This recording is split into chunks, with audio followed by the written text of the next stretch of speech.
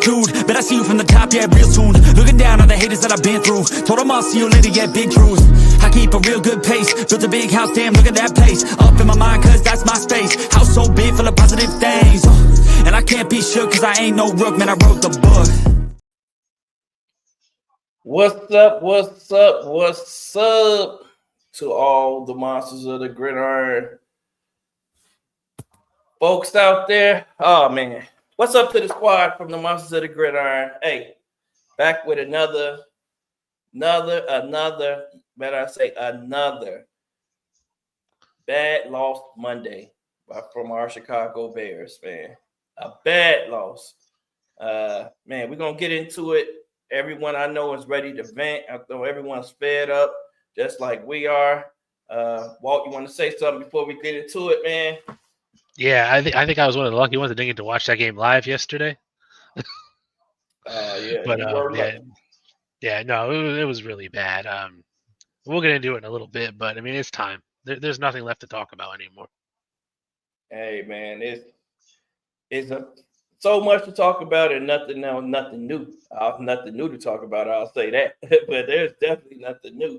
Man, it's just another bad loss to probably what people are calling the worst team in the NFL right now, and the New England Patriots against another rookie quarterback in Drake May, who didn't look bad in this past week. I think he did. He had the bad one turnover, but other than that, I thought that he made plays when he needed to make plays, man, with his legs and with his arm. And, he was able to outscore the Bears, and which is the object of the game, to get his team a win.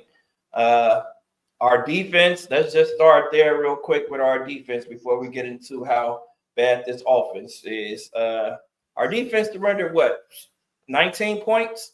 19 points against a bad team. I think that's, man, you're supposed to be able to win a game if your defense can hold the team to 19 points. And I think our defense would have been able to hold them to less points had they not been on the field for most of the game here. Let's look at the time of possession here. It just seems like the defense was on the field the entire game, man.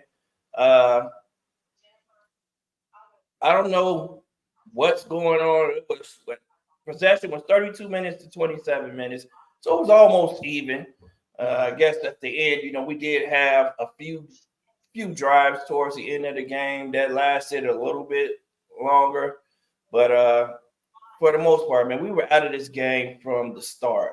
And, you could just see from the beginning of the game after that first series, when we were 3-and-out, you just knew, like, here we go again.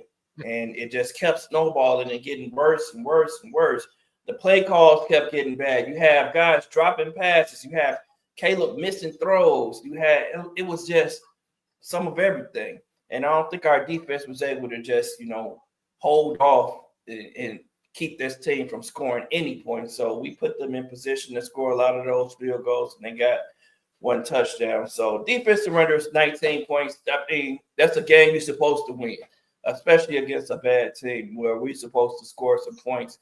You would expect our offense to be able to score at least 20 points. We're on the 34th drive now without a touchdown. Let's get right into this offense. Yeah, something like that. Before we do that, I have the defensive stats here from the last 3 weeks, and you could see even in terms of our pressures, we had week 8 against Washington with 18. Mm-hmm. Then it went down to 8 last week, and then 10 this week. Week 8 was pretty high. It was top 10 in the league, and then it dropped down to the bottom 20. Yep. Right. And it looks like Montez Sweat, man. That's the Sweat effect. Montez Sweat is not 100% healthy. He didn't play in week 9. He got hurt in week 8. And then this past week, which was week 10, he just didn't look healthy, man. He didn't have it completely. He was hobbling across over the field. It was one play. Walt, I don't know if you were able to see this when he struggled to get back downfield when the Patriots this was the end of the first half. So to end the first half, there was we gave the Patriots time to go on a drive, and they drove the ball down on us. They drove the ball down into field goal range, and it was a nice little pass from Drake May across the middle. The Patriots had to hustle back to spike the ball because they were out of timeouts. Montez Sweat was unable to get back in time. So when they spiked the ball, he was behind the line of scrimmage, which gave them an extra, 5 yards. Okay. No, I haven't seen that one yet. Yeah, it was just a crazy play. He was hobbled. I don't know if he thought that they weren't going to be able to make it. But, man, in that case, you're supposed to run out of bounds at that point. It's like if you're not going to make it back, down the field, get out of bounds, and you don't get the penalty there. But they were going to make the field goal either way, so it really didn't matter to me. But, yeah, the pressure rates you can see them going down, man. You can literally see it in the game. Like, we're not generating any pressure right now without bringing a blitz. And it's sad. I mean, it didn't. I think you could see the loss in Billings this week. I think we were able to notice that the run defense is not playing well still. I thought that they held up at times, but the Patriots pretty much had their way on the running game with us. I think they were. Let's see. Let's look at the box score to see exactly how many rushing yards they had. 144 rushing yards. That's a pretty damn good day as a rushing offense, and 184 yards passing, 16 first downs to our 11 first downs. And they had the one turnover. We didn't have any turnovers. I was able to produce the one turnover. And that's the one good thing about our offense is that we haven't been turning the ball over. Yeah, and I think the major thing, too, is if you look at the numbers here, is the time to throw metric. 3.44 seconds is worse than the entire league. Yeah. By far. It shows, man. It shows. We're allowing teams too long to throw the ball, man. You can pretty much survey the entire field in 3.44 seconds and get to all of your different reads, first, second, third read, and then, you're probably taking off after that. Probably not getting to a fourth read against us, but still, man, it's still unacceptable, for a defensive team, and say that we have a defensive coach that we're believing in, choosing to believe in, Flus, and this guy who's, keeping the locker room, but it just doesn't seem that way. We see the defense playing, but we're not a good team, man. We're not a good defense at the moment either. I think we're playing bad teams. We're going to see just how good our defense is this week. We'll get there later because, the gauntlet of this schedule is, man, it's about to ramp up completely. I think our next 7 opponents have a, 70%, like 0.708 win percentage or something crazy like that.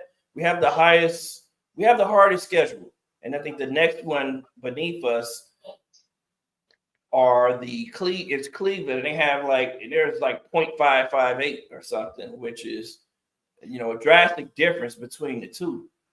But, as a Bear fan, that's not, I don't feel good. I don't feel good about us winning another game against any of these teams right now. The good thing is, I will say, is you usually know the teams in your division. So teams typically have really competitive games against their division opponents. So I'm going to bank on that a little bit. But as far as betting on the Bears and betting on the win and betting that we're going to be able to stop either of these offenses, because all of those offenses have played well. I think Minnesota struggled last week, but for the most part, they've been able to put things together, or they've been pretty good this year.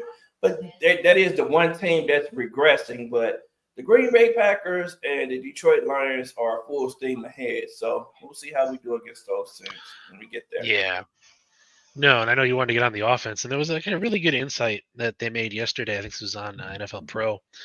They said the Bears' offense has allowed the fourth highest pressure rate at 39.5% and sack rate at 9.2 in the NFL. Man, it And shows. they look at the matchup between them and the Patriots, and going into yesterday, they've generated the sixth lowest pressure rate in the NFL with under 30%, and the fifth lowest sack rate in the entire league. But yet they got Yes. 18, team high 18 pressures on the year and 9 sacks. 9 It's sacks. terrible. It was terrible, man. It was terrible as it sounds too, man.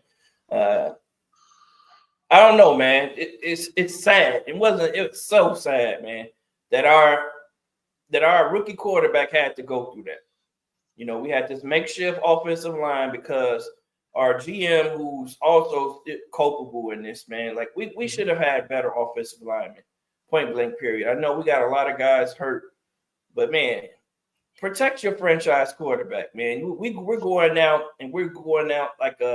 like he's building a fantasy football team by deciding to sign a Keenan Allen or trade a 4th-round pick for a Keenan Allen with a $20 million contract. We traded a 4th-round pick for a $20 million contract for 1 year for a guy who, can't stay healthy, hasn't been a model of health for the past 5 years or so, and yes, he's been productive. Last year, the year before, he did have a very productive year where he was able to reach 1,000 yards. But that's not a trade that you make, man. That's not a trade that you make. And what that trade did, I think, is it cost us the opportunity to draft one offensive lineman, possibly with that 4th-round pick, or package a pick, that pick with another pick to move up in the draft and draft a better lineman or in this draft. And it also prevented us from using that $20 million on a lineman in free agency. So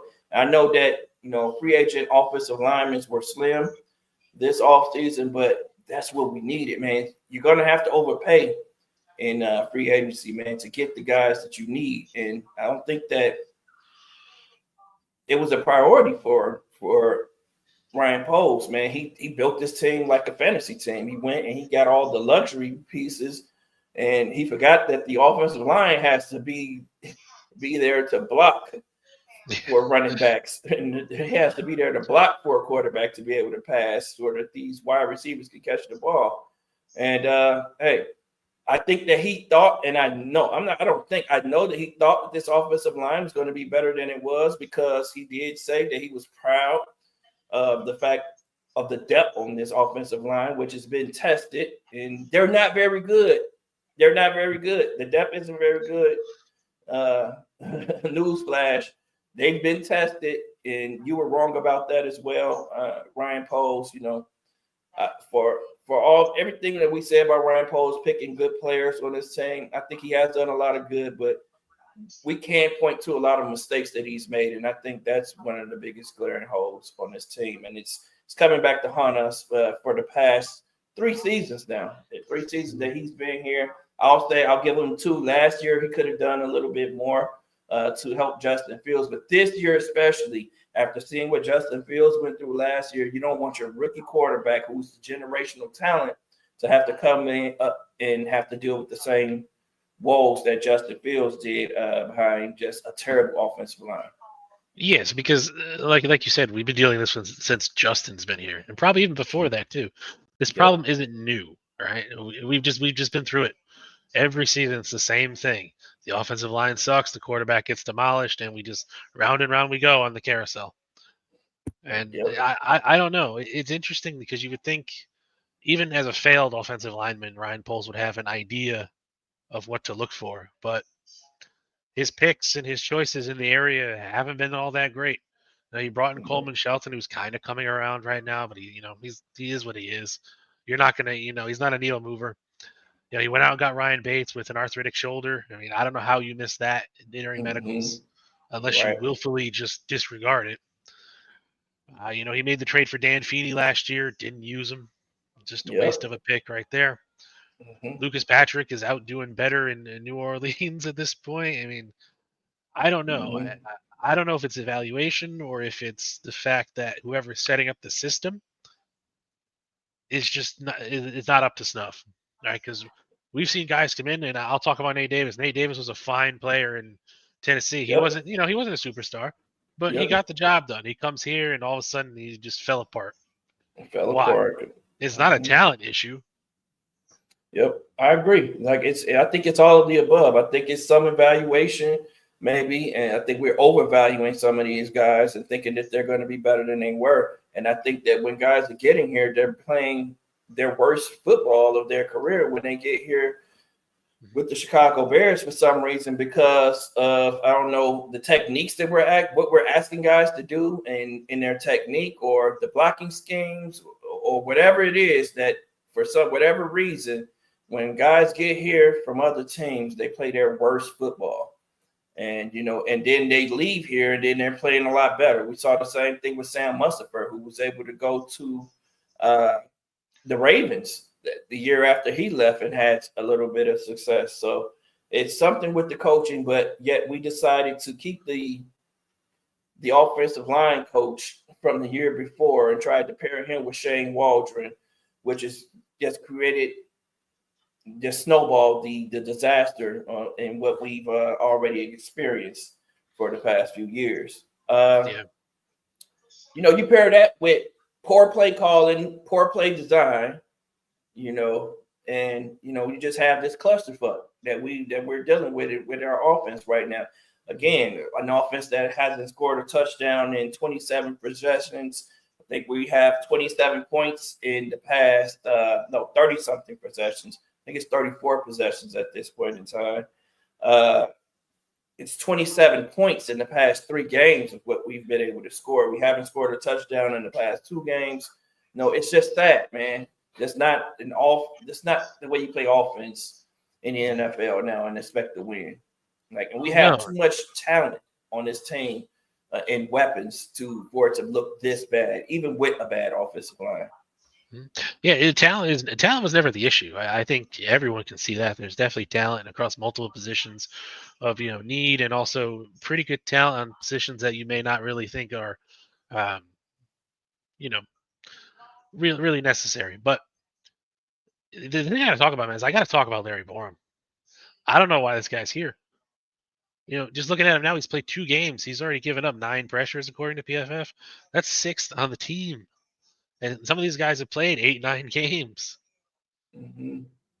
I mean, you're gonna get this kid killed. He's credited with 4 sacks in 2 games. That's terrible. And shame on Ryan Poles for letting this to happen, because it's his job too to manage the team as a whole. You are a general manager, right? And after that first game, you're like, well, I don't really know. Maybe I should go out and get some sort of contingency plan, because you have time and you have money to go after at least somebody. They don't have to be great, but you have the ability to bring them on the practice squad, and then if you don't need them or they don't work out, you just let them go. And that's it. But you chose to trot out the same garbage and expect a different result. Mm-hmm. Exactly. And that's go ahead. No, you're exactly right. That's when you were talking about evaluation again. I think that goes back to evaluation. You didn't think that you can get anyone better than Larry Borum? Everyone that you looked at, even on some of these guys on practice squads, Larry Borum and Matt Pryor too. Matt Pryor was a disaster at right tackle yesterday. Man, he was a revolving door. He was just letting guys just fly right by him. He's not a good offensive tackle. I think that's what we brought him here to play too, which is sad, because we brought him here to play offensive tackle, yet we needed him at guard. He plugged in at guard. He's played decent at guard. I'm not going to say he's not a decent guard, but he's definitely not a tackle. He's definitely not a tackle at all. A right tackle, man, guys were blowing by him the entire game. And just like you mentioned, Larry Borum was no better. Man, it's just bad. It's sad. We have to do better in our evaluation, and we have to do better at, the investment, better with the investment in the offensive line, because, we're shopping in the bargain bin every fucking year now. It's the 3rd year we're shopping in the bargain bin to get an offensive lineman. Then even Darnell Wright, he's shown a little bit of regression. I think that he doesn't look like the same player that he did when he came out of Tennessee. I will say that. I thought that when he was coming here from Tennessee, was a dog at Tennessee, man. He was holding up again. He held up against what was it, Will Smith? Yeah, Will Anderson. I know what you're talking Will about. Anderson. Will Anderson. Yeah, Will Anderson. That game against Alabama when he was going up against Will Anderson, I thought he was the best, the offensive lineman to keep Will Anderson off of the quarterback throughout the entire year that year. So he and Will Anderson was obviously the best pass rusher in the draft, and not only Will Anderson, he played well against some of the other good talented edge rushers in the SEC as well. So I thought that he had the talent, but for some reason, man, his coaching staff has caused him to regress as well. I don't know if it's because they're not allowing him to do some of the things that he used to do when he was with in Tennessee. When he was coming here, like I thought that he did a lot of different things with jump sets and deep sets, and using the snatch move really well. Like he showed heavy hands. I don't see any of that stuff anymore. Like I don't see that aggression from him anymore. Now he's just extremely passive, and he's just getting his ass kicked getting his ass kicked probably 1 out of every 4 times right now. So I don't know what it is. I think it's coaching. I definitely think that coaching has something to do with it. I think that the scheme has something to do with it. It seems like our offensive linemen are taught not to play aggressively. We play like an extremely passive brand of football as an offensive line, where we lay on guys. We don't push guys off. We don't drive guys with our legs. We don't get our hands on guys and pushing them back. It just seems like, it's soft. I'm going to call it what it is. It looks like a very soft brand of offensive line play. But, man, to each zone, I think that's part of what this zone scheme is, and part of what they wanted these athletic offensive linemen, guys who can move. But what's the sense of moving if you're not going to hit anything? If you're going to be able to move, you want to be able to move so you can hit something, run something over like a truck. You want to move like a Cadillac or like a Ferrari and be able to hit something like a truck, but you're just moving and not hitting anything. So it's just, I don't know what we're doing with offensive line, man. Yeah, I mean, it was just really interesting to see, even looking at other teams who have offensive line, because we're not the only team in the entire NFL that's having offensive line woes. You're looking at Houston, they lost one of their guards for the whole year, and a couple other guys. We saw it last year with the Browns. Mm-hmm. Yep. So there was that.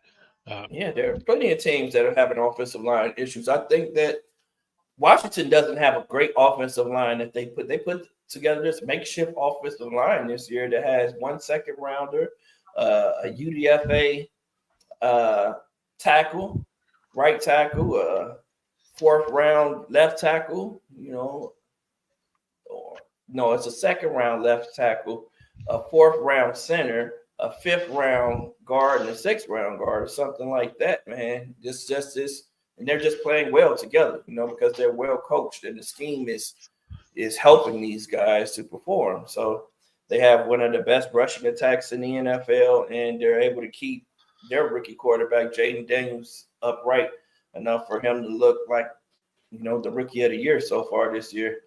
But, hey, for some reason, we can't fucking get it together. We can't do shit like that because we just don't have the competence in our coaching staff, which is what we'll get to next, man. Mm-hmm. I'll let you go ahead and talk about it. Go ahead, air it out, because I know you had a lot to say in the chat. Go ahead, air it out. Yeah, well, I just wanted to say hi to Cliff. He's dropping by. He's saying, "Hey, what's up, Samo? And what's going on, Cliff? Bear Truth 9, you're here tonight. Cliff? Chai, you were in here, and I agree with you to say early, Chai. It says Fluke's got a lot of power, and it does seem that way because I don't know. I kind of figured, give them a chance after the bye, see where they came out. They came out flat against Arizona, and it just wasn't there. You knew it back then that the wheels were starting to fall off the car. Mm-hmm. And it's like, okay, fine. We're going to be up against a real bad New England Patriots team. They're 2-7 coming into the game. Their defensive line really hasn't gotten all that much going prior to here. Their offensive line isn't that great either. And we put up a goose egg. I mean, I understand we kicked a field goal, but, you might as well just call it a shutout at this point. Yep. And the attitude today from Matt Eberflus was one of defeat, and to the point of I don't know if even he knows what to do, or if Yes. he even wants to be here, or if he's gonna be here, and we just haven't heard about it yet. Hmm. Because Yeah. I didn't want to jump to conclusions. I wanted to give them the day and just have them do their thing, and then come back and see how they would react from this standpoint. But Hmm. they didn't. If anything, they retreated more into their shell and just repeated the same buzzwords of we're going to look in complimentary football, complimentary football. Complimentary football is complimentary football. It sounds stupid, but that's actually the words from Matt Eberflus's mouth. Yep. Yeah, like you said, man, he doesn't know what to say. He doesn't, just like he doesn't know what to fucking do right now to save his team, bring his team out of the dump right now, because that's where we are. Like, we're in disaster mode right now. Like, and I don't know if he's prepared to get us out of this situation. Ryan Poles put a lot of faith into him by bringing him back this season, and I'm starting to think that maybe Ryan Poles' hands were tied. Maybe that was a financial decision, as we've heard. Supposedly he has 6 years on his contract, so firing him last year would have meant what, him being paid an additional 4 seasons, and they didn't want to do that. The McCaskies are being cheap. Didn't want to continue to pay him for additional 4 years without him being on the field. So maybe, after they witness this season that he's not a head coach, man. He's not inspiring that team. I know that they sold us on, hey, he was building the culture, which he did. I think the culture did get better than what it was before. However, man, it's not enough, man. It's the incompetence on the sideline is one thing, but the fact that you just don't have answers, man, when you can't answer simple questions in the press conference, it just doesn't seem like you have found the answers on the field with your team and your offense. Like you said, you're not just the head coach of the team and the defensive coordinator. You're responsible for the offense as well as the head coach. And Mm-hmm. that unit is failing miserably right now, and you have to, as the head coach, go in that room and get some things figured out. And he doesn't have answers right now. Like every week we're hearing the same thing. Players have to execute. Players have to execute. Players have to execute. What is the coach's responsibility within the players' execution?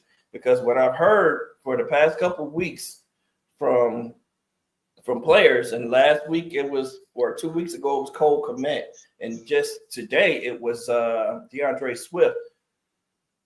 They're not practicing hard enough, man, and it's not looking good in practice. And then so when they're getting to these games, it's just looking as bad as it does in practice because they're not fixing things on the practice field. And that's just what it is, man. You can't tell me that these guys that are having good practices and then in bad games. And players are coming out and saying it, like, we're glossing over the details and within execution. And that's part of the problem. Like, and that's what offense is, man. It's very detailed.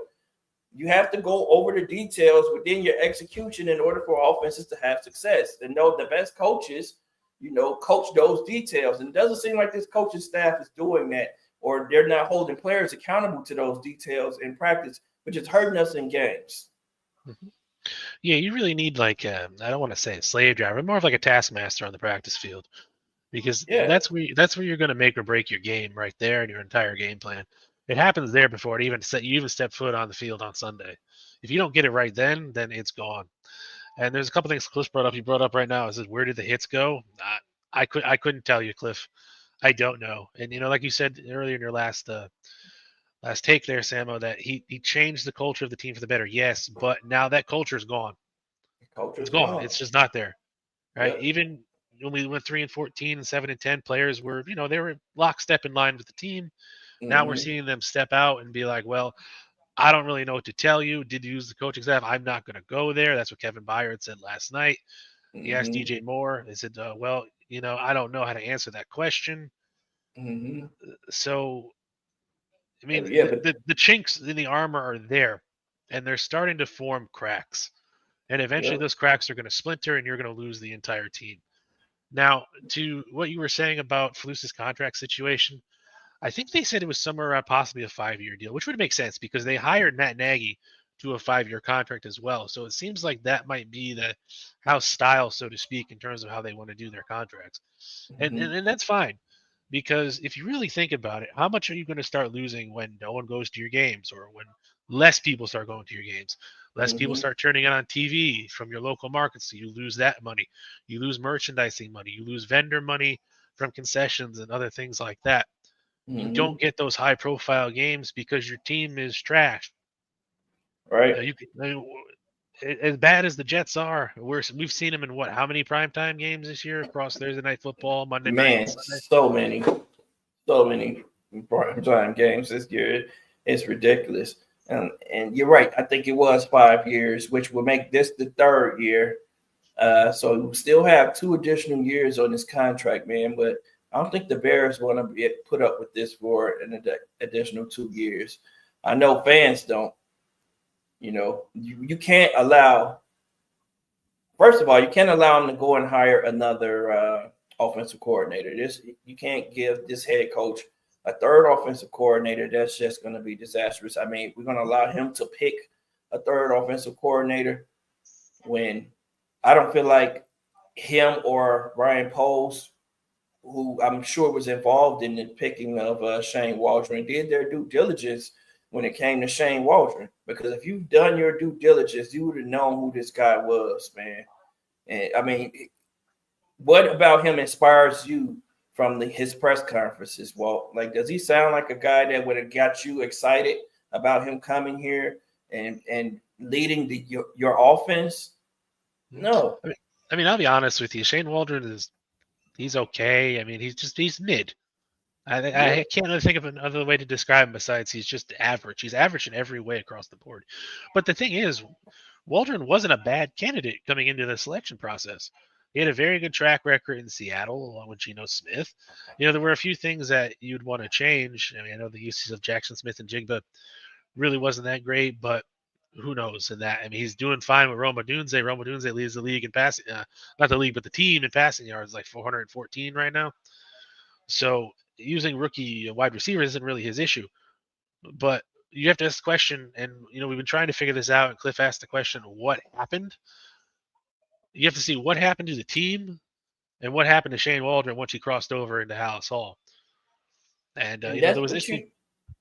Go ahead. that's what I mean, though, Walt. That's what you, as the interviewer, have to know before he even gets here. That's what you have to figure out in the interview. You know why? What is his problem? What's his acute? You have to be able to have that foresight to see. Is he the best candidate for this job? Where he's going to fail. Where did he fail in Seattle? Yeah, he did have some success in Seattle. I think that Geno Smith is definitely a success story. We all thought that we were getting a good offensive coordinator because of Geno Smith. Him being a journeyman and then getting there and resurrecting his career under Shane Waldron's tutelage. But for some reason, that's not the Shane Waldron that we have here. So I don't know if Pete Carroll had a big hand in helping the offense out in Seattle, or helping Shane to coach the offense possibly. But that's all the things that Ryan Poles and Matt Eberflus are supposed to figure out before the guy gets into the job and in the seat. We're not supposed to know who Shane Waldron is as an offensive coordinator on the job. We were supposed to know this beforehand, that he wasn't going to be very good, especially with a rookie quarterback. And that's my other problem with this hire. What development plan did he put in place for Caleb Williams? That would have been the main thing we talked about in the interview. It's like, all right, look, we're about to, I'm Ryan Poles. I'm an arrogant mastermind who's not going to look at any other quarterback in this draft. So I'm definitely choosing Caleb Williams. hey, I heard that you worked with him in this QB connection school or whatever that's shit was. Hey, what is are you familiar with him? Yes, I'm familiar with him. I know all of this about him. Yeah, I've watched his tape. Hey, so what would be your development plan for this kid coming into the NFL? We want him to look good, especially, coming in as a rookie. We have all these weapons for him. Offensive line is not that great. We're going to invest in that later. So, what's your development plan? And he tells you, oh, yeah, what did he tell him? Because right now there is no development plan. We're treating him like we just traded for Drew Brees or something. Like we just traded for a quarterback who understands the NFL, because we've dumped everything on his plate, man. And I think that's why, he's struggling a little bit. I think he's a little bit overwhelmed. That's not how you develop a quarterback, but it's by to bring him into the NFL and just dump everything on his plate. Now, to Caleb's defense, I think he's done a great job of handling things. I think that just as the season goes on, teams are recognizing that, hey, they've put so much on this kid. He has to call out the play, come up to the line of scrimmage, identify the mic, move the coverage, fake cut to make sure that he's seeing what he's supposed to see. Then he's changing the play, and he's like, hey, oh, you know what? I think they're in a diagnosis. He's trying to diagnose coverage. Hey, you know what? I think they're in this. I think we should change the play. He's changing the play, and then hiking the ball, and has to, get all this footwork together and behind this makeshift offensive line, and everything is falling apart because he's just asked to do way too much, and he's doing it from the shotgun. I think that's another mistake in developing a quarterback. I think quarterbacks in the NFL, man, you got to get him under center. He doesn't play under center enough, man. That's how you get your footwork in order. That's how you get to your reads, with your footwork. You hit that third step, you hit that fifth step, then you're going through your reads and you moving your legs. That's how you're supposed to develop the quarterback right now. You shouldn't have him calling out the mic and moving coverages and doing all this shit on his own, man. But that's, why he has to do that? Because we don't have a great center either. Like we don't trust our center. We don't trust Coleman Shelton, this veteran offensive center, to identify the mic and, call out the coverage, move the offensive line. Because there's plenty of cases on film where Caleb is called out the wrong guys to mic. And for people who don't understand what calling out the mic is, there are three linebacker types. The three guys that are sitting behind the defensive lineman. It's not just the mic linebacker. It's not just the middle linebacker. If we have a play going to the right and we have four guys over here, you have to identify that middle man to tell the offensive lineman which guys they're going to block, to the right or to the left, or if they're going to move to the left and block, if they're going to move to the right to block, they're going to stay front and center and block based off of where he identifies the mic, what number he calls. The offensive linemen are looking up. All right, if he calls 57 over here is the mic, then I have to step to the right and block this guy. Or if he calls 72, the mic over here, then I have to step to the left and block this guy. You know what I mean? That's what that calling out the mic is. He's been wrong in that a lot of times because they're moving guys in and popping them out and moving them in and popping them out because the mic could be a safety. A safety could come up and now he's the mic, depending on where he steps in. So all of that shit is just too much on Caleb right now.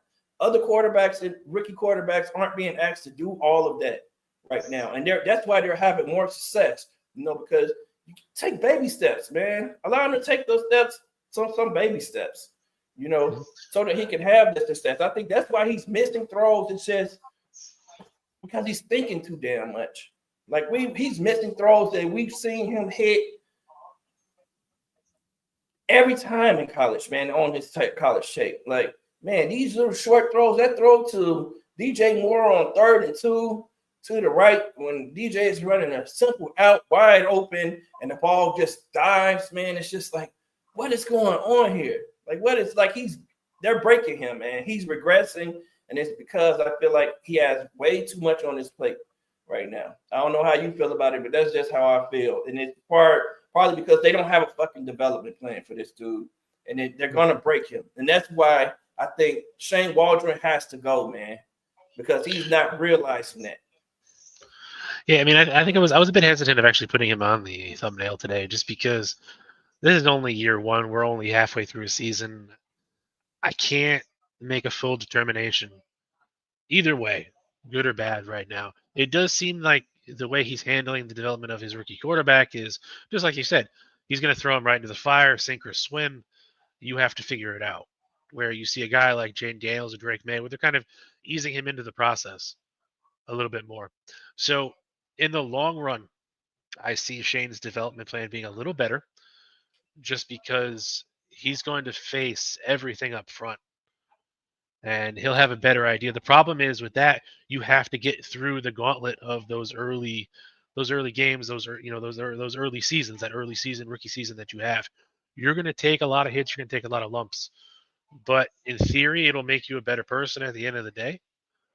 Now, is that the right or wrong way? It depends on your perspective and how you look at it.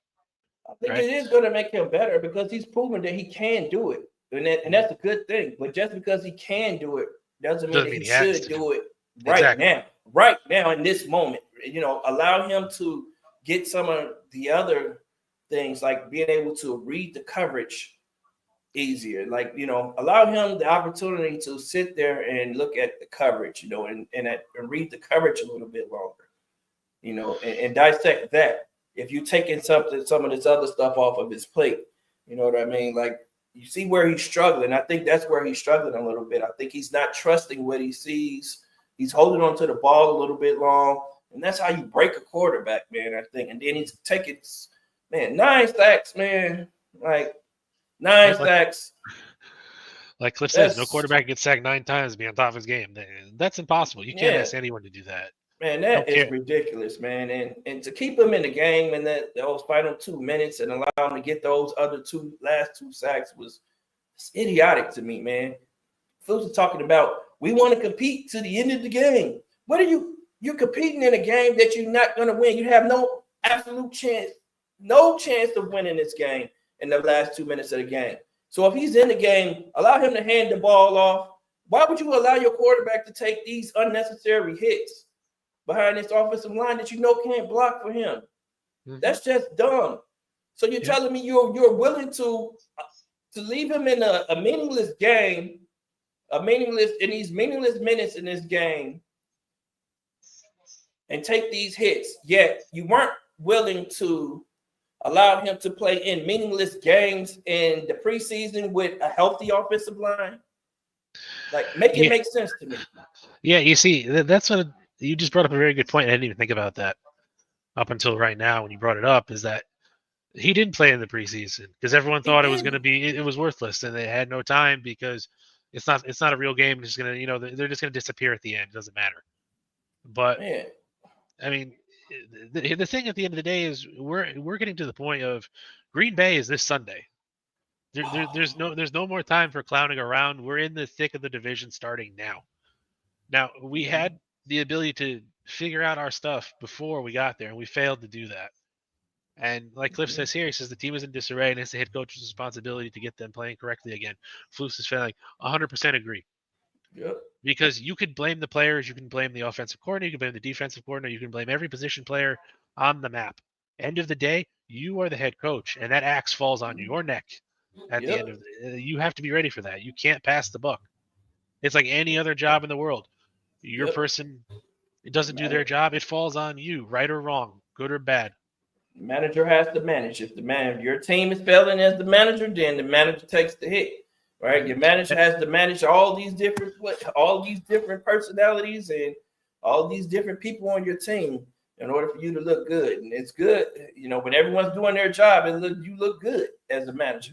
But when everyone starts missing assignments and everyone starts being late to work and not doing what they're supposed to do and not showing up to work, then you look bad as a manager. And right now he looks bad as a manager, and he doesn't know how to pull him out of the dumps. That's the problem. Yeah, because if you have an issue or you're having issues at practice and you try as a head coach or who offensive coordinator, defensive coordinator, whoever's in charge of like that section, let's say, you try to get them back on track, and either they don't listen or just flat out don't care.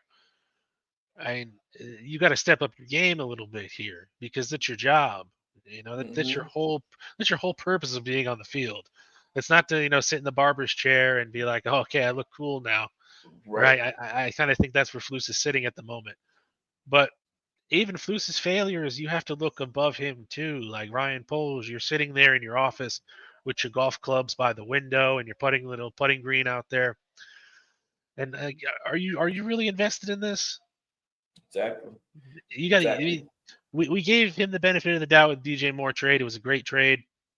It brought us a lot of good picks, brought us an excellent player in DJ Moore, and gave us the ability to make the moves that we did. And he was good at the very beginning, getting the cap situation under control. I will give him props for that.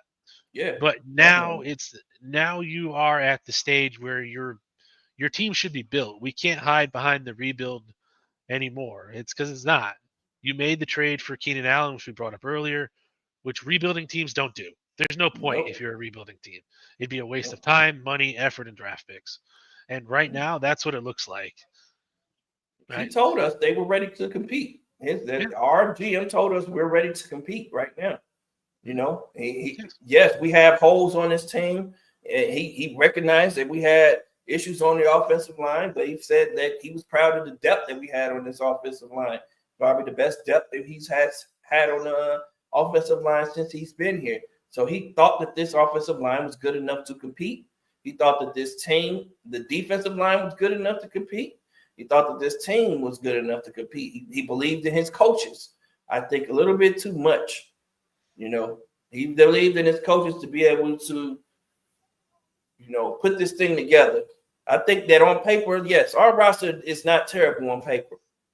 It's not. It's not. I think that, yes, we have holes on the defensive line. Yes, we have holes on the offensive line. But I think that we have a defensive line and offensive line that I think that we could compete with, but the coaches are failing. The coaches are making Ryan Poles look really bad right now. That's how I feel about it. He didn't do them any favors with the players, with the decisions that he made, but they're making him look bad and making his decisions look bad right now with, the signing of Keenan Allen, with, the lack of investment in the offensive line. So, it's he bears some Yeah. of the blame, yes, but I think the coaches are really making us have to point a finger at Ryan Poles as well right now. Mm-hmm. And Dave has got it right. He said the biggest hole is a head coach. You're not wrong there, buddy. It is. Not wrong at all. It And definitely is. Cliff's asking where are Ryan Poles and where is Kevin Warren. It's like they are Flu's bosses, which is true. It's time for them to earn their pay. I feel like with Kevin Warren right now, he's basically focusing on this whole stadium thing, which is fine if you pass that responsibility down to Ryan Poles, right? So he's the general Mm-hmm. manager. He can make that call if he has the blessing of Kevin Warren. And I think the board and the rest of the McCaskey family would go along with it. I don't think they really care who the head coach is as long as they're making money. Yep. Right. So this whole additive that, McCaskies don't fire this or anything, has anyone ever approached them with the subject or brought it up saying, hey, maybe we should try doing something else this year? It hasn't worked since the 20s. It may say 1920 football drive on the door, but this isn't the 20s anymore. We have to modernize our offense and our team. And until we make those fundamental changes, we're not going anywhere. No, absolutely right. And, there's nothing to be done with a stadium right now, man. Cut it out, Kevin Warren.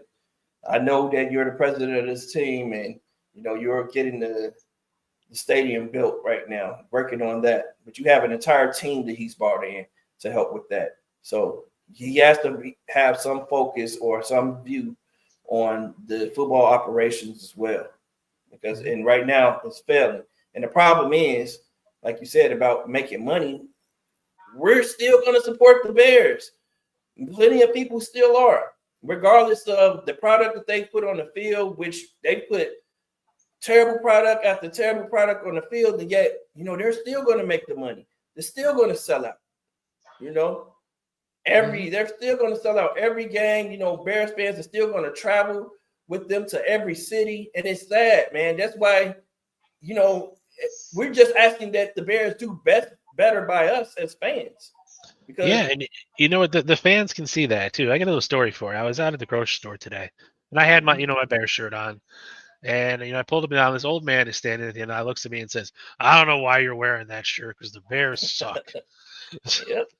So I kind of laughed about it, and he's like, "I don't know why Flus is here. He should have been gone. We needed to invest more in the offensive line." And it's like this guy must have been 70 years old, and if he can see it, anyone should be able to see it. More so, the general manager and the coaches should be able to see their own problems. When guys like you and me, we're not getting paid hundreds of thousands of dollars to do this. But we all know what the issues are with the Bears. That's what's crazy about it. How can the casual fan know what the issues are with the Bears, yet the people who are making millions of dollars there or can't get it right? That's just sad. And I think, like I said, man, part of the problem is Poles. I think he made a monumental mistake in bringing back Matt Eberflus. Was probably the first mistake that he made. Not prioritizing the offensive line was the second mistake that he made. And I think that, I think he was a little arrogant in his decision making this offseason and, deciding to bring in Keenan Allen, not deciding to do your due diligence on all of the quarterbacks in the draft, and due diligence to find out, what trade packages you could have received. Like, what type of haul could you have received? We don't even know any of that stuff because he didn't do his due diligence. He didn't do his due diligence, man. He should. And the other thing that I know how I know he didn't do his due diligence too, even on Caleb Williams, is because he was specifically asked during the Washington week by I want to say ESPN during an interview, hey, yeah, you're playing Cliff Kingsbury. What we know we're pretty sure that you asked Cliff some questions about Caleb Williams. What were you able to learn about Caleb from Cliff Kingsbury? He says, "Oh, we didn't ask him anything about Caleb Williams. It was just strictly about the offense that he was going to run." Yada yada. Hold up. So you have an opportunity. You tell me that you have an opportunity to talk to a guy who was on the offensive staff at USC, who's no longer connected to USC, so we can speak freely about a quarterback who you've already decided you're going to draft, to get some insight to who he is and, what maybe he needs to work on coming into the NFL, because Cliff Kingsbury was a good offensive mind coming into the NFL a few years ago. He did get Kyler Murray to play pretty well before the wheels fell off there. Cliff Kingsbury knows the NFL, so there was so much that you could have learned about Caleb and what problems you may have with him coming into the NFL during that interview. That should have been Caleb should have been part of the conversation anyway, because you knew that you were drafting Caleb.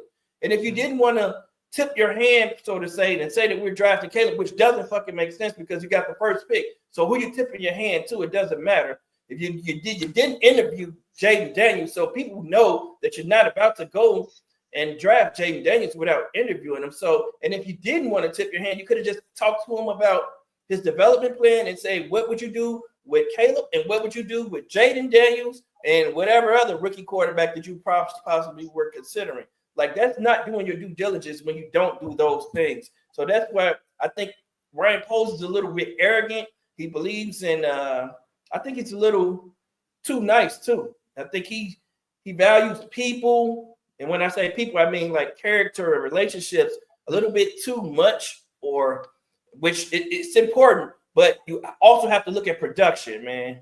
Like, production has to matter. Like, and production and your history, that has to matter. And you can't just look at that without talking to someone and saying, hey, why did they have this success? To figure out why this person had the success they had as well. So, which you're not going to get from that person directly. Maybe you have to speak to someone who worked with that person to figure out why this person looks like he had the success that he had. Because right now it's looking like, and I say that because Shane Waldron success, it doesn't seem like he's responsible for the success that he's getting credit for.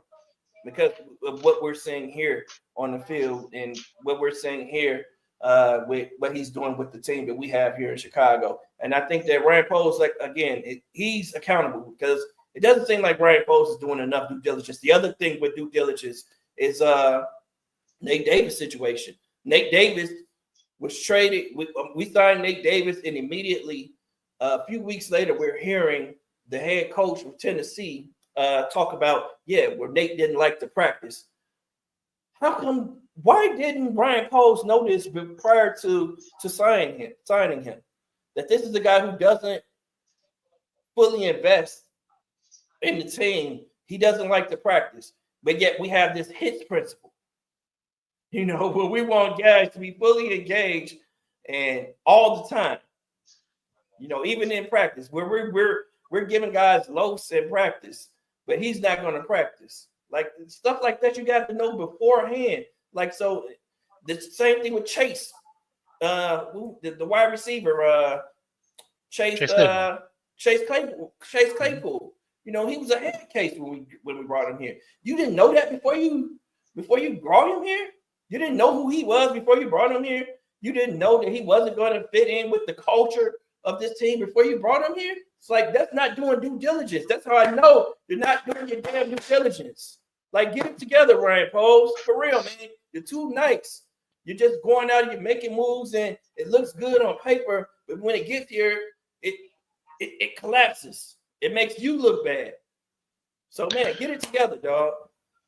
Yeah, I mean, I understand he didn't bring in Jaden Daniels for a 30 visit after the NFL Combine. I know they did meet very briefly at the Combine, but I think with the whole, Justin Fields versus whatever quarterback we went, that decision was made a long time ago. If it wasn't Caleb, it was going to be somebody else. So let's get that out in the open right now. Yeah, we knew that. Yeah, we knew that. I agree. Yeah. So, and I don't really believe that the sun has set on the Caleb Williams saga in terms of his career. I know, I understand that. There's some people out there that are getting a little bit ahead of themselves, saying he's a bust. It's like you're 9 games in. Fucking relax at this point. Because you don't know what's going to happen. Look at the career arc of Ryan Griffin, or no, Robert Griffin III. I'm sorry. He came out winning Rookie of the Year, and then he's a backup in Baltimore at one point. Blew his knee out, and that was it. Yeah. So you don't know what the next year is going to bring, but to everyone writing off these decisions now, I think it's just a waste of time in terms of the rookies you're bringing in. One thing I do want to question about Ryan Poles, and it's been brought up recently over the last couple of weeks. I know we're getting near the end of the show here, but is the 4th round pick of Torrey Taylor. Now, I wasn't that high on the pick to begin with. I thought there were other needs. And everyone was like, oh, he was a very good player in Iowa. He was. He's 27 years old, so he's definitely an older prospect. But, punters and kickers, they can play till like they're 45, so that doesn't really matter. When you get him on the field, his numbers now are okay. Okay. Not good, not bad, but you blew a 4th round pick on a guy where you could have gotten an undrafted free agent to do basically the same thing. If you follow BYU football, they had another punter coming out who is just as good as Torrey Taylor in terms of his metrics. He didn't get as many punts because BYU actually knew how to move the ball a little bit better than Iowa. But in the NFL now, he was picked up by the Chiefs. He got let go. The Bengals picked him up. Going into the game, they had Torrey Taylor. He's got about 21 punts inside the 20, and his return rate is something like 47%. But he's gotten, I don't even know what it is. I think it's maybe like 200 punts. I'll have to pull it up. Listen, that's arrogance, and that's a luxury pick. That's a luxury pick, like you're saying, man. You have to have a really good roster to have the balls to draft a punter in the 4th round, man. Your roster should be solid. Like you shouldn't have the holes that you have on an offensive line if you're drafting a punter in the 4th round. Like that's malpractice. That's GM malpractice right there, man. If your offensive line is struggling the way that it is, has all these holes, and you decide to draft a punter who's going along with the league averages right now. All the punters are punting well this year for some damn reason in the NFL. So Torrey Taylor's doing nothing special. Like, I thought that we would see it. Like, I think he has his moments in games. I will say that. Torrey has his moments in games, and we did have a bad punting situation the year before, but that doesn't mean that you have to invest a 4th-round pick in a punter. Yeah. So just to give everyone here an idea of what they're looking at, Torrey Taylor has 45 attempts and over 2,000 yards punting. His average is only 47.8, and his longest I think is like 68. And he's got 21 inside the 20, and a return percentage of 48.9. So 49-50%. Can you see where he's ranking? Can you see the rankings? Do they have them ranked? Yeah. So depending on what you do, he's 6th in the league and inside the 20. The other guy I was talking about, his name is Ryan Renko out of Cincinnati. He was out of BYU. Mm-hmm. He's got 20. And how many? Where was he drafted? Where was the guy from Ryan BYU? Was undrafted free agent. Didn't cost a goddamn thing. It cost some money. Didn't cost him a thing. Didn't cost him a thing. And it shouldn't have costed us a thing, right? Mm-hmm. This guy shouldn't have costed us a thing, man. We should have traded back and got him. That's what we should have traded back up and got, and not have to trade back into the draft to get Austin Booker, who was the defensive end that we really needed. Like, I don't know. Like I said, man, it seems like Ryan Poles is playing a little Madden football, a little fantasy football or something with the building of this roster. Like, I don't know if it's a little arrogance or if it's a little too much faith in the coaching staff. I don't know what it is, or too much or misevaluation of these players. But there is a disconnect with Ryan Poles. Like I'm taking the crown off of King Poles until I see better. I'm gonna be honest with you, because right now we're seeing, it looked good. I think we have a better roster. We do have a better fantasy roster, but we're not a better team. Exactly. We're not a better team, football team. We're losing games that we're supposed to win. That's on the coach too. I mean, on the GM as well, not the coach, but because you chose the coaching staff. You chose this coaching staff. You chose to stick with Matt Eberflus. You chose Eberflus from the jump over Dan Quinn. And the whole thing again with the Jaden Daniels thing is, let's just say that right prior to the draft, Caleb was in an accident. And he wasn't going to be able to play this year. He had a broken leg or something, and so all this stuff. What do you do? What would Ryan Poles have done in that fucking situation? Like, you have to go draft a guy who you haven't talked to at that point. You know what I mean? Or are you going to draft? You're going to still draft Jay? You can't draft Caleb Williams at that point in time, because you don't know how he's going to heal, or how he's going to come back from that, or how long it's going to take him to come back from that. If something were like that to happen, that's why you do your fucking due diligence, man, because you can't predict the future. Like, that's what I mean about that. That's what irks me about him having done his due diligence. And you always cross your T's and dot your I's. You have time. He had time to do this, man. What else did he have time to do? That was your main concern, was to find the quarterback of this franchise. When you decided that I'm letting Fields go, I need to see who's going to be the quarterback of the future for this team. That was priority number one. And then, you have a staff around you who are looking at all of these other different positions. But you, as the GM, had to focus on quarterback, and you should have done your due diligence and looked at all of them. But I do agree with you, Walt. I don't think the book is written. I think that Jaden Daniels will have the same struggles that Caleb Williams is having right now in this offense, because he would be dealing with the same Exactly, and it doesn't matter with the offensive line, the same bad coaching. Mm-hmm. You saw today Adam Schefter saying, "Oh, we should bench Caleb, put in Tyson Bagent." Ridiculous. Did he watch last year at all? That's ridiculous. Because when we played actual good teams during that 4-game stretch, he threw 6 interceptions. So I don't know what you're looking at there. No. And it's not like he played any more games. He played in the preseason against scrubs. Listen, let's call them what they are. Yeah. Caleb's gonna be all right, man. Like I said, I think he's a tough kid. Like, he's shown that he's tough. I think they're ruining him though, man. They're making him look bad. I think he's trying to win with every throw, man. Caleb, calm down, dog. Calm down. Calm down, brother. You got this. You a good quarterback. We know you good. We seen what you can do. Like, man, just calm down. You know, we're gonna get you some help. You know, we're gonna get rid of these guys. The other thing, you know, the other thing that I thought about, I don't even know if I want to say this, but you know, by it being so bad right now, this is why they have to get rid of Matt Eberflus. Because if you choose not to get rid of Matt Eberflus, which means you bring him back another year, right? We know that he's gonna, if he doesn't get fired this year, he's getting fired next year. So then you're in what, year 3 with Caleb Williams. So you have you're bringing in a new coach in year 3 with Caleb Williams, new offensive coordinator, probably your third offensive coordinator at that point in time. He'll be on his third offensive coordinator at that point in time because, again, there's no way they're bringing back Shane Waldron if they bring back Flus this year. Mm-hmm. Waldron will not be back here next year. Absolutely not. Flus has a chance because Ryan Poles is too nice and the McCaskies may be too cheap. So between those two things, Flus still has a chance to come back next year. Flus comes back next year, he's definitely getting fired. We all know what he is. No faith in Flus for year 2.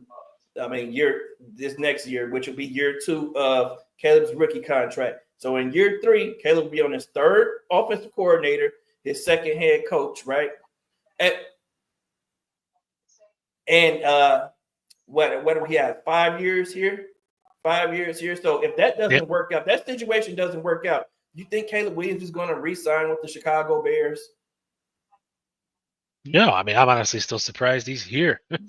Right? Do you really think that Caleb Williams, like, I know all this talk about Caleb Williams, you know, Mike not wanting to come to Chicago. I think he put that to bed. I think he played it well, but I think he did have some reservations about this team. And I think that Ryan Poles was able to convince him that, hey, it's not as bad as you think. You know, we have this, we have that. And he put all these luxury pieces in front of him on the offense without showing him how he was going to protect them. You know, he didn't show him that he was going to protect them with good coaching, and he didn't show him he was going to protect them with in a development plan or an offensive line. And so if Caleb, you know, if we keep looking bad to Caleb and we keep doing wrong by Caleb, this is what my point is. If we keep doing wrong by Caleb, because they've absolutely done wrong by Caleb so far already as a rookie, then Caleb is not going to stay here. And after that 5th-year option, quarterbacks is the one position that can force their way out of town. And Caleb will do that. I think he will. I think he will do that if he feels like this franchise, this organization is not an organization that he can thrive in and have success. He's not going to waste his career, his NFL career here when he's saying that he wants to be greater than Tom Brady. If we get to year 5 and, you know, we haven't had any success and we haven't shown any direction for this team to look better, because by year 5, this defense is going to look different too, because we're not going to have those linebackers anymore. Montez Sweat won't be here anymore for him. You know, this team's going to look different by year 5. That's what people don't realize. Like, this team is aging. This defense is aging right now. This defense is not going to be the same. That's why it was important. This year was so important for Caleb Williams to have some success, maybe get us to the playoffs, so that by that 3rd year, man, we could be looking at Super Bowl aspirations. We could have that Super Bowl aspirations, you know, because we could have built our team up a little bit better by that point in time. But now it's looking like year 3, we might be changing the coach if we don't fire Matt Eberflus this year. So that's why I don't believe that story where they're saying, like, you know, Matt Eberflus isn't fireable this year. He's not going to be fired because of the contract. I can't believe that for that reason, because Caleb's rookie contract dictates that they have to. They absolutely have to. Like, you're going to waste this rookie contract if you don't get the new coach in here right away, and the new coaching staff, and try to fix this offense, you know, and salvage what we have with this defense. And I'm going to leave it at that. Yeah, and you know what? It's very simple to say at this point. No one is safe. No one is safe. No one should feel safe. No one should feel safe. Exactly. And, you know, you heard that today in the way Matt Eberflus talked and the way he acted. Either somebody said something to him or he knows deep down that his time is coming. And like the title of the video, are they becoming the laughing stock of the NFL? Yes. Right now, I can say that 100%. And, you all know I'm a big Bears fan, but we are trash, and it is time to take out the trash. And I'm just going to leave it at that because, we've been going on for an hour here. There will be a show Wednesday. Everyone should be here. I know, Terry's got something going on tonight. Will's been running around. He was at the game on Sunday. So I do want to get everyone here. We're going to do a little bit of all 22 and jump into Packers week. So, yeah. Thanks to everyone for watching tonight. We hope we did you guys some justice, man. Man, let's just turn the page, guys. Let's turn the page on this bad loss and look forward to what we have to look forward to with these Packers, these Green Bay Packers, man. Our arch rivals coming into town. Let's just pray. Let's just pray that they can figure out a way to get this ship back right, man. And get this thing back on track because that's all we can do is hope. Chai and Cliff and Leo and Beartooth 9 and Brian here, and thanks for showing up. Appreciate all you guys here. Even if you don't talk in the chat, I can still see the numbers up there, so I know you're watching. So I appreciate it. I know everyone else here does. So we're gonna let you guys go do your thing. It's Monday Night Football. I guess Cliff said earlier the Dolphins are already up 7-0. I don't know if that's still the case, but go ahead and enjoy it. Enjoy the rest of your week. Happy Veterans Day to everyone else out there. If you're a veteran, I salute you. Absolutely. Salute to all veterans. Exactly. So, we're going to get better, and it's going to take time, and hopefully, cooler heads prevail, and Matt Eberflus is long gone come next week. Hopefully, maybe even tomorrow, he won't be here. But that might be a bit of a pipe dream, honestly. But, guys, like I said, thanks for showing up, showing out. Wish you all the best, and bear down. Bear down.